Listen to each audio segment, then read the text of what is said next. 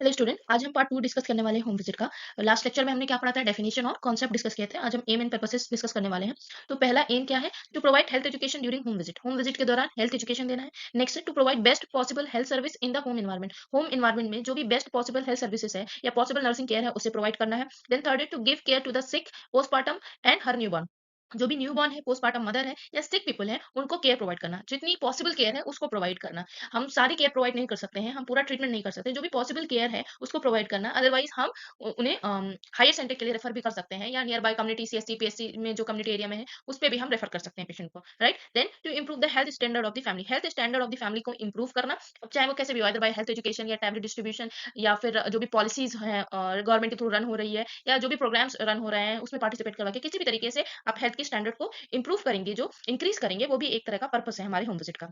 Then to reduce maternal mortality rate and infant mortality rate by providing MCS services. जो भी MCS services है, maternal and child care services जो भी है, health services है, उसको प्रोवाइड करके जो भी मोर्टिलिटी रेट है इन्फेंट और मैटरनल में यानी मदर में, उसको क्या करना है? रिड्यूस करना है, ठीक है। जैसे जननी सुरक्षा योजना एक प्रोग्राम चला था, वो किसके तहत चला था? एमसीएस सर्विस के तहत ही चला था, ठीक है। देन उसके बाद है to assist the immunisation. Immunisation को असिस्ट करना कि टीकाकरण समय पे हो रहा है या नहीं हो रहा है, ठीक है।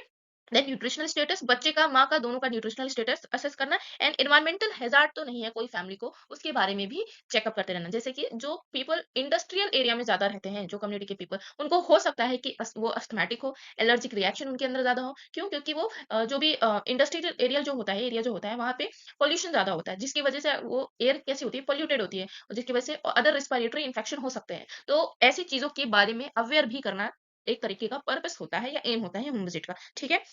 और साथ ही साथ असिस्ट भी करना, मैंने लिखा है यहाँ पे मेंशन किया, असिस्ट टू असिस्ट, असिस्टमेंट भी जरूरी होता है। To give the health teaching regarding the prevention and control of disease. Health teaching देना यानी काइंड ऑफ हेल्थ एजुकेशन देना regarding prevention and control of disease.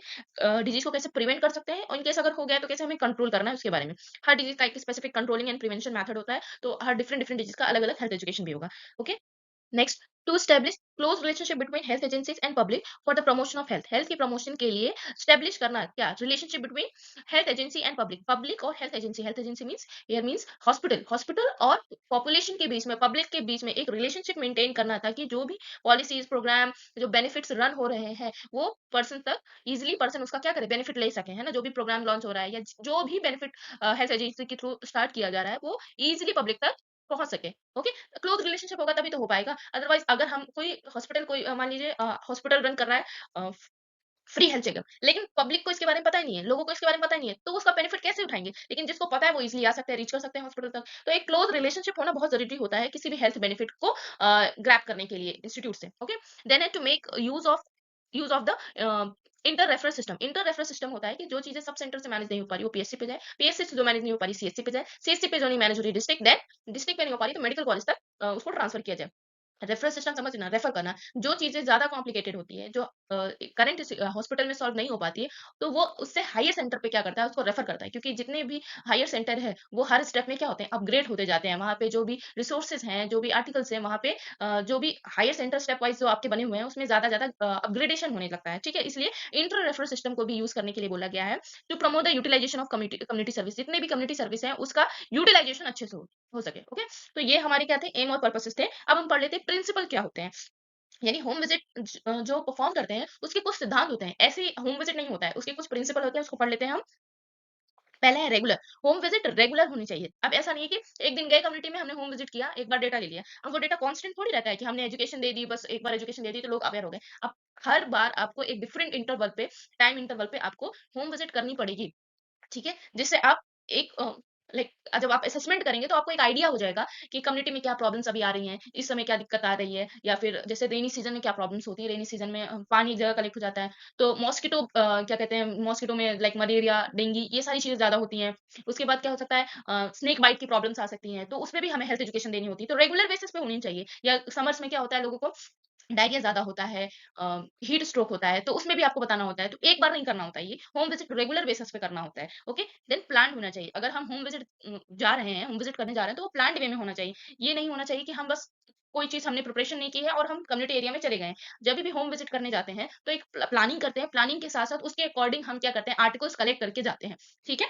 Then flexible होना चाहिए। फ्लेक्सिबल इन सेंस कि अगर हम होम विजिट कहीं जा रहे हैं, किसी घर पे जा रहे हैं, तो वहाँ पे लोग अगर मान लीजिए उस समय प्रेज़ेंट नहीं है, तो ऐसा नहीं कि हम बाद में नहीं जाएँगे।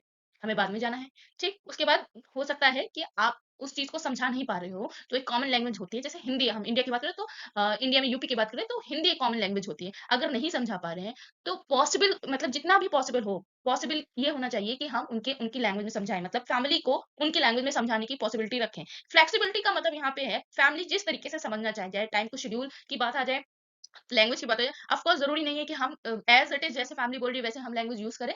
आप उसको थोड़ा बहुत यूज़ करके या उस लोकेलिटी को यूज़ करके ऐसे इंसान को ले सकते हैं जो आपकी लैंग्वेज समझे और वो फैमिली को ट्रांसलेट करें। ये भी फ्लेक्सिबिलिटी होनी चाहिए। हम उसको ज जो घर हमें अलॉट हुआ है या फिर जो घर हमने सेलेक्ट किया है, अगर उस घर में अगर हम इफेक्टिवली होम होम विज़िट नहीं कर पा रहे हैं, अपना जो भी हमने प्लान किया है वो उस तरीके से होम विज़िट नहीं हो पा रही है, तो हम ये नहीं एक्शन लेंगे कि हमें नहीं करना है। वी हैव टू परफॉर्म और हमें इसके लिए फ्लेक्सिबल भी होना है। देन कन्वीनिएंट होना चाहिए। ऐसा हमें कुछ नहीं करना है कि लोग उसके लिए कन्वीनिएंट ना हो। हम ऐसा कोई टास्क नहीं दे देंगे। हम इस तरीके से कोई बात नहीं बोलेंगे कि लोग उसके लिए कन्वीनिएंट ना हो। क्योंकि बहुत सारी चीज़ें होती हैं जब हम होम विज़िट करते हैं, बैड टेक्निक जब आप पढ़ेंगे तो उसमें जानेंगे कि हम कौन-कौन से आर्टिकल रखते हैं और कौन-कौन से टेस्ट परफॉर्म करते हैं। जैसे यूरिन टेस्ट वगैरह परफॉर्म करते हैं। तो ऐसा नहीं कि जहाँ पे हैं, हम वही बोल दें कि हमको सैंपल चाहिए, ऐसा चाहिए, वैसा चाहिए। आपको ऐसे बोलना है कि अगला जो पर्सन है वो कन्वीनिएंट होके वो काम कर सके आपसे, ठीक है? देन उसके बाद सबसे पहले तो हमारा ये होना चाहिए कि हमें रिलेशनशिप मेंटेन करना है। जब हम कहीं पे जाते हैं तो क्या करते हैं? आईपीआर मेंटेन करते हैं ना, तो हमें रिलेशनशिप एस्टेब्लिश करना है। देन जो भी हम परफॉर्म कर रहे हैं वो साइंटिफिक होना चाहिए, यानी वो साइंटिफिकली प्रूवन होना चाहिए। विदाउट रीजन नहीं होना चाहिए, उसका रीजन होना चाहिए। हम किस लिए कर रहे हैं उसका ये रीजन हमें रेशनल उनको बताना है, फैमिली को बताना है, ठीक है? एजुकेटिव होना चाहिए, यानी साइंटिफिक हो रहा है, एजुकेटिव हो रहा है। एजुकेटिव का मतलब क्या है यहाँ पे, जो भी हम कर रहे हैं उससे लोगों को एजुकेशन मिलनी चाहिए, यानी हेल्थ एजुकेशन जैसे हम बात करते हैं ना, तो वैसे उनको एजुकेशन मिलनी चाहिए। देन इवैल्यूएटिंग, हमें हमेशा अपनी होम विजिट को इवैल्यूएट करना है, ठीक है? ऐसा नहीं कि हमने होम विजिट दे दी, अब होम हेल्थ एजुकेशन दिया किसी के घर पे गए, तो हेल्थ एजुकेशन देने के बाद हम ये बाद में चेक ही नहीं कर रहे हैं कि जो भी फैमिली है, उस पे कितना इफेक्ट हुआ है हमारी हेल्थ एजुकेशन का। हमने बताया है, उन्हें समझ में आया है कि नहीं समझ में आया है। हम सपोज़ हम इंग्लिश में सारी चीज़ें एक्सप्लेन कर रहे हैं फैमिली को, तो क्या ये फ्लेक्सिबल हुआ? नहीं। क्या ये कन्वीनिएंट हुआ? नहीं। और क्या यहाँ पे रिलेशन प्रॉपर बिल्डअप हो पाएगा? क्या वो आपको अपनी प्रॉब्लम्स बता पाएँगे? नहीं बता पाएँगे। तो इवैल्यूएशन बहुत इंपॉर्टेंट रोल है यहाँ पे हमारे प्रिंसिपल में, ताकि इससे हमें पता चले कि लोग कितना अवेयर हुए हैं या हमारी कहाँ कमियाँ थी ड्यूरिंग व्हाट? होम विजिट या हेल्थ एजुकेशन देते वक़्त जो भी हम वहाँ पे काइंड ऑफ केयर प्रोवाइड करने गए हैं, ओके? देन हम पढ़ते हैं कौन-कौन से फेजेस होते हैं होम विजिट का, ये बहुत ज़्यादा ही इंपॉर्टेंट है। फेजेस आपको 5 मार्क में भी पूछता है एग्जाम में, तो इसे थोड़ा केयरफुली पढ़िएगा। ओके, तो पहला फेज है इनिशिएशन फेज। इनिशिएशन फेज का मतलब है अभी हम यहाँ पे शुरुआत कर रहे हैं, इनिशिएट कर रहे हैं होम विजिट को। तो होम विजिट को इनिशिएट कैसे कर रहे हैं? तो होम विजिट में हमें सबसे इनिशिएशन फेज में हमें जो पर्पस है उसको क्लेरिफाई करना है। हमें एक गोल सेट करना है कि हमको होम विजिट करना है, ये हमें सेट करना है। Then pre visit phase, initiation में तो हम सेट करेंगे गोल को। प्री विजिट मतलब विजिट करने से पहले हमें क्या-क्या करना है? इनिशिएट करना है कांटेक्ट विद फैमिली, जो भी अभी हमने यहाँ पे क्या किया है, इंटरेक्शन नहीं किया है ना, तो उससे पहले हमें क्या करना है, इंटरेक्शन से पहले हमें क्या करना है, कांटेक्ट बिल्डअप करना है फैमिली और नर्स के बीच में। देन ये डिटरमाइन करना है कि फैमिली की विलिंगनेस है कि नहीं, फैमिली चाहती है कि नहीं होम विजिट करवाना, ठीक है? देन शेड्यूल विजिट, हम उसको बताएँगे, फिर इस दिन हमें आना है, अपनी एक विजिट को शेड्यूल करेंगे। देन उसमें रिव्यू फैमिली रिकॉर्ड, जो भी फैमिली रिकॉर्ड है, यहाँ से ही हम विलिंगनेस पता कर लेंगे और शेड्यूल करके उसके बाद फैमिली रिकॉर्ड को एक बार रिव्यू करेंगे, कितने मेंबर्स हैं, कौन-कौन कितने फीमेल है, कितने मेल है, ओल्ड कितने हैं, कोई डिजीज़ कंडीशन तो नहीं है, जेनेटिक तो नहीं है, कम्युनिकेबल डिजीज़ तो नहीं है, ये सारा रिकॉर्ड हम मेंटेन कर लेंगे, ताकि जब हम होम विजिट करें, इंटरेक्शन फेज़ में जब हम होम विजिट करें, तो इन सारी चीज़ों पे हम बात कर पाएँ, है ना? ऐसे जाके हम डायरेक्टली तो नहीं दे पाएँगे, इसीलिए प्री प्लान्ड होता है ये चीज़ें। प्लान्ड मैंने पढ़ाया था प्रिंसिपल में, तो ये प्लान्ड है।